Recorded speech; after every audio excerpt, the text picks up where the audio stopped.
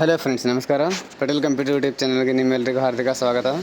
Friends, ಇವತ್ತಿನ ವಿಡಿಯೋದಲ್ಲಿ PUC second year ರಿಸಲ್ಟನ್ನು ಅನೌನ್ಸ್ ಆಗಿದೆ. ಇವತ್ತಿನ ದಿನ ಅಂದರೆ 10ನೇ ಏಪ್ರಿಲ್ 2024ರಂದು PUC second year result announce ಮಾಡಿದ್ದಾರೆ. ಅದು ಹೇಗೆ ನೋಡಬೇಕು ಆನ್ಲೈನ್ ಮುಖಾಂತರ ಅದರ ಬಗ್ಗೆ ಸಂಪೂರ್ಣವಾಗಿ ಮಾಹಿತಿ ವಿಡಿಯೋದಲ್ಲಿ ತಿಳಿಸ್ಕೊಡ್ತೇನೆ.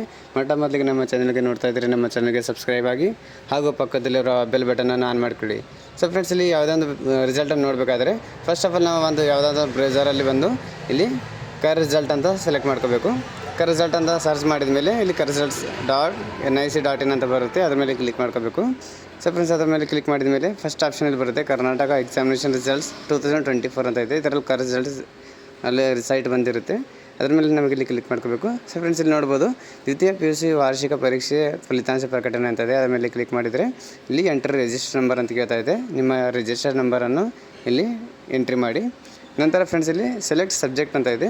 ಯಾವ ಸಬ್ಜೆಕ್ಟ್ ಇದೆ ಕಾಂಬಿನೇಷನ್ ಅಂದರೆ ಸೈನ್ಸ್, ಆರ್ಟ್ಸ್, ಕಾಮರ್ಸ್ ಇದೆ, ಅದರ ಸೆಲೆಕ್ಟ್ ಮಾಡ್ಕೊಳ್ಳಿ. ಸಬ್ಮಿಟ್ ಮೇಲೆ ಕ್ಲಿಕ್ ಮಾಡಿದರೆ ಸೊ ಫ್ರೆಂಡ್ಸ್, ಇಲ್ಲಿ ನಿಮ್ಮ ರಿಸಲ್ಟನ್ನು ಇಲ್ಲಿ ತೋರಿಸ್ಕೊಡುತ್ತೆ. ಸೊ ಫ್ರೆಂಡ್ಸ್, ಇಲ್ಲಿ ಹೆಸರು, ನಿಮ್ಮ ರಿಜಿಸ್ಟರ್ ನಂಬರ್, ನಿಮ್ಮ ಸಬ್ಜೆಕ್ಟ್ಸ್, ನಿಮ್ಮ ಮಾರ್ಕ್ಸ್ ಎಲ್ಲ ತೋರಿಸ್ಕೊಡುತ್ತೆ.